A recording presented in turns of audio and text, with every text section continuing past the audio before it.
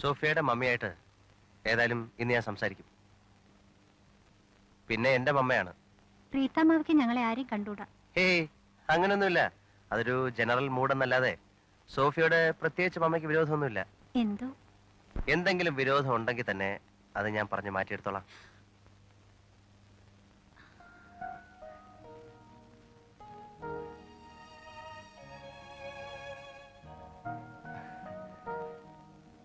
ആരും സമ്മതിക്കുന്നില്ലെന്ന് കണ്ടാലേ ഞാനങ്ങ് പൊക്കിക്കൊണ്ടുപോകും.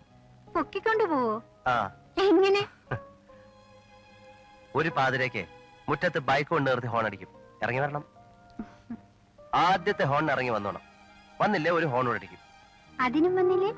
അതിനും വന്നില്ലേ നേരെ വന്ന് വാതിൽ ചവിട്ടി പൊളിച്ചങ്ങ് കയറും. എന്നിട്ട് പൊക്കി എടുത്ത് ബൈക്ക് വെച്ചങ്ങ് വിടും. അത്ര തന്നെ. അങ്ങനെയാണെങ്കിൽ കൊണ്ടുവരേണ്ടത് ബൈക്കല്ല, ആ ടാങ്കർ ലോറിയാ. അതിൽ നമ്മൾ രണ്ടുപേരും കൂടെ പോണതായിട്ട് എപ്പോഴും ഞാൻ സ്വപ്നം കാണും.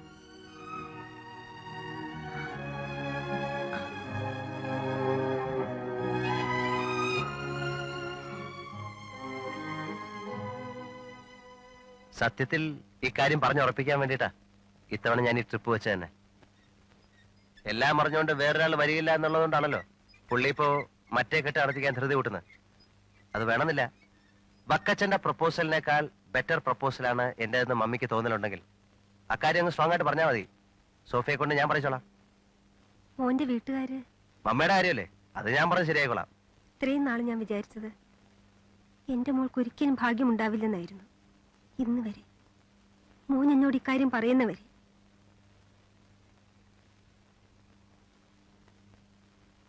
അവരേതോ ഹോസ്പിറ്റലിൽ വർക്ക് ചെയ്യുന്നു, അങ്ങേര് റെയിൽവേ ജോലി ചെയ്യുന്നു. ഇത്ര നമ്മൾ നോക്കിയാൽ മതി. അയാള് വെള്ളമായിരിക്കും, അതിന് നമുക്കെന്താ? അതിനൊന്നുമില്ലേ? ഇല്ല, ഞാൻ കിട്ടുന്ന അങ്ങേരെ അല്ല അവരെയല്ല, ആ പെണ്ണെ. എന്റെ കൂടെ ഏത് കാട്ടിലോ മലയിലോ എവിടെ വേണേ വരാൻ അവള് തയ്യാറുവാ. പിന്നെ ഇനി എന്താ നോക്കണ്ടേ? നാണമാവുന്നില്ലേ നിനക്ക് ഇങ്ങനെ ഒരു അയൽവക്കം നമ്മുടെ ബന്ധുക്കളാണെന്ന് പറയാൻ? നിന്റെ ഡാഡിക്ക് ചുറ്റുപാടിലുണ്ടായിരുന്ന റെസ്പെക്ട് ഒന്ന് ഓർത്തിരുന്ന് നീ ഇങ്ങനെയൊക്കെ ആലോചിക്കുമോ? അയൽവക്കം അവരെപ്പോ വേണേലും അങ്ങ് ട്രാൻസ്ഫർ ആയി പോവില്ലേ? വേണേ റെയിൽവേ മിനിസ്ട്രിയിൽ ചെറിയൊരു കൊളുത്തു കൊളുത്തി നാളെ നേരം വെളുക്കുന്നതിന് മുമ്പ് പൈലോക്കാരനെ വല്ല നാഗർകോവിലോ മീനാക്ഷിപുരത്തോ ഒക്കെ അടിച്ചു കാണിച്ചു തരാം. ചുമ്മാ ഇരി സോളമ. ബന്ധമായാൽ പിന്നെ അത് ബന്ധം തന്നെയാ. ആവട്ടും അമ്മ. എനിക്കിപ്പോ 3 ലക്ഷമോ 4 ലക്ഷമോ സ്ത്രീധനം കിട്ടിയിട്ട് ഒന്നും ആവാനില്ല. ഉണ്ടോ? മമ്മയ്ക്കോ അത് കിട്ടിയിട്ട് ഇപ്പൊ അത്യാവശ്യമൊന്നുമില്ല, ഇല്ലല്ലോ? എനിക്കിവിടെ നിന്റെ 1 ലക്ഷവും വേണ്ട. ഇനി എന്തിനാ അങ്ങോട്ട് പോകുമ്പോ കൊണ്ടുപോകാനോ? ആകെയുള്ള ഒരു മോൻ. ഇത് വല്ലോ നടന്ന് എന്റെ വീട്ടുകാരുടെ നിന്റെ ചാച്ചന്റെ വീട്ടുകാരുടെ മുമ്പിൽ ഞാൻ. മമ്മ, നല്ലതാന്ന് എനിക്കൂടെ തോന്നിയിരുന്നേൽ അതിലേതെങ്കിലും ഒരെണ്ണം അങ്ങ് നടന്നേനല്ലോ. എനിക്കിതാ നല്ലതായിട്ട് തോന്നുന്നു. സത്യമായിട്ടും മമ്മ ഇത് നടത്തിച്ചു തരണം. ഇത് നടന്നില്ലേ മമ്മയ്ക്ക് മോന്റെ വേറൊരു മാരേജ് കാണാൻ പറ്റൂല. ഉറപ്പായിട്ടും ഉറപ്പായിട്ടും. ഞാൻ പപ്പയ്ക്ക് വാക്ക് കൊടുത്തു പോയതാ.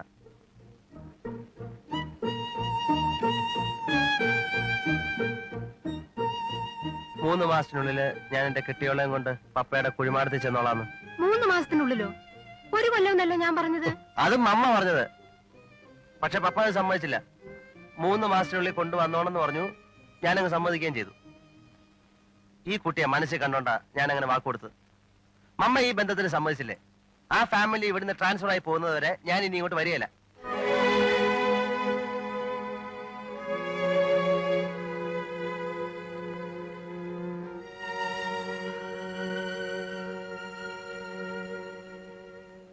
വല്ലതും കഴിക്കാം.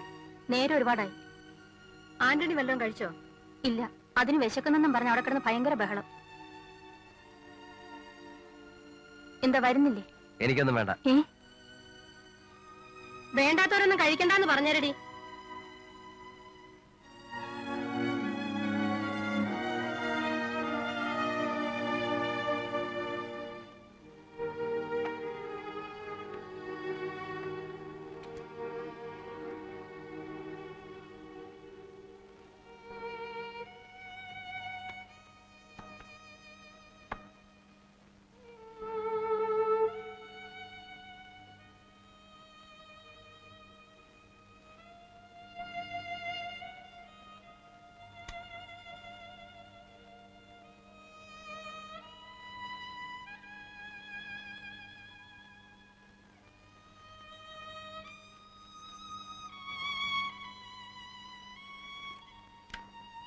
എന്താ പോവാൻ ഭാവിക്കാണോ? ആ. പോയാ പിന്നെ നീ പറഞ്ഞ പോലെ? അതെ. അങ്ങനാണേ പോവണ്ട. നിന്റെ ഇഷ്ടം എങ്ങനോ അങ്ങനെ തന്നെ നടക്കട്ടെ.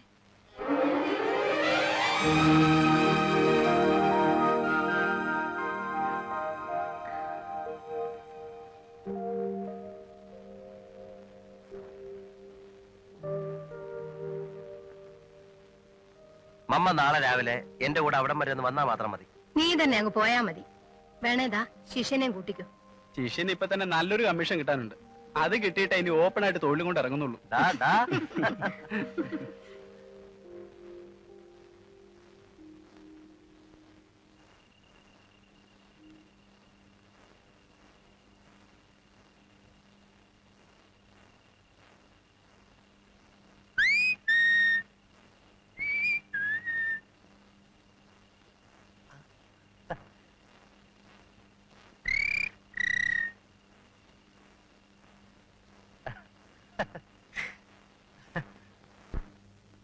മിസ്റ്റർ പോൾ ഇപ്പൊ ഡ്യൂട്ടിക്ക് പോയാ വൈകുന്നേരമാവും തിരിച്ചെത്താൻ. അപ്പോഴേക്കും മിസ്സസ് പോൾ ജോലിക്ക് പോയി കഴിയും.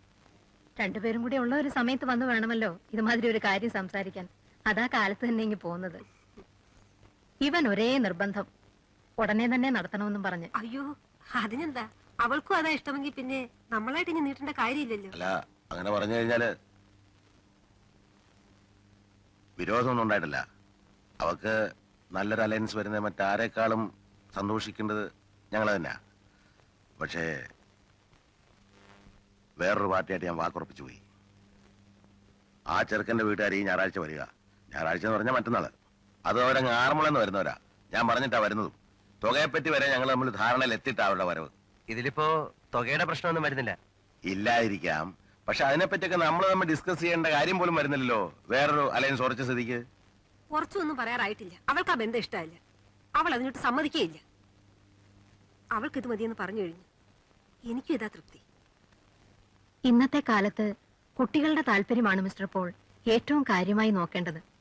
അവർക്ക് ഏതാ ഇഷ്ടമെന്ന് നോക്കി നമ്മൾ അത് നടത്തി കൊടുക്കുക. ബാക്കിയെല്ലാം പിന്നെ അവരുടെ വിധി. ആ, എനിക്ക് പോകാൻ സമയമായി. അല്ല, അപ്പോ ഇതേപ്പറ്റി ഒരു തീരുമാനം പറയാതെ? തീരുമാനം നേര് പറഞ്ഞാല് ഈ കാര്യത്തിൽ ഞാനോ ഇവിടെ ഒരു തീരുമാനം എടുത്തെന്നും പറഞ്ഞ് അതൊരു ഫൈനൽ തീരുമാനമാകുന്നില്ല. പെണ്ണിന്റെ അപ്പന്റെ തീരുമാനം കൊണ്ട് അറിഞ്ഞിട്ട് ചെയ്യുന്നല്ലേ മര്യാദ. അല്ല, നിങ്ങൾക്കൊന്നും അറിഞ്ഞുകൂടാ. അറിയാനോ പറയാനോ കൊള്ളുന്ന കാര്യങ്ങളും അല്ലിത്. ഒരു ബന്ധം ഉണ്ടാകുകയാണെങ്കിൽ അങ്ങോട്ടും ഇങ്ങോട്ടും എല്ലാ കാര്യങ്ങളും അറിഞ്ഞുകൊണ്ടുണ്ടാവുന്നല്ലേ നല്ലത്. നാളെ ഒരിക്കൽ നിങ്ങൾ കേട്ടറിഞ്ഞു വന്ന് ചോദിച്ചാ ഞാനേ ഉണ്ടാവുള്ളൂ മറുപടി പറയാൻ. അതുകൊണ്ടാ പറയുന്നേ. ആ പെണ്ണിന്റെ അപ്പം കൊച്ചിയിലോ കോവണത്തോ എങ്ങാണ്ടുണ്ടെന്നാ ഇവിടെ പറയുന്നേ. അങ്ങനെ ഒരുത്തനുണ്ടെങ്കില് അങ്ങനെ അറിയാതെ അറിയിക്കാതെ ഒക്കെ ചെയ്താൽ മതി. അങ്ങനെ അങ്ങ് ചെയ്താൽ മതി.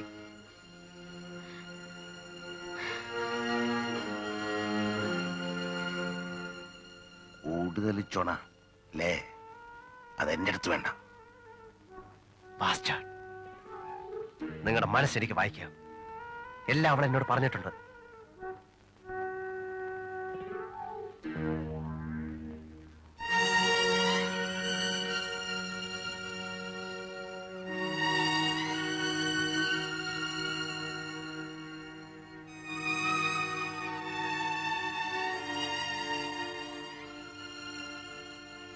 സാരമില്ല, എന്നാലും അറിയേണ്ടതല്ലേ.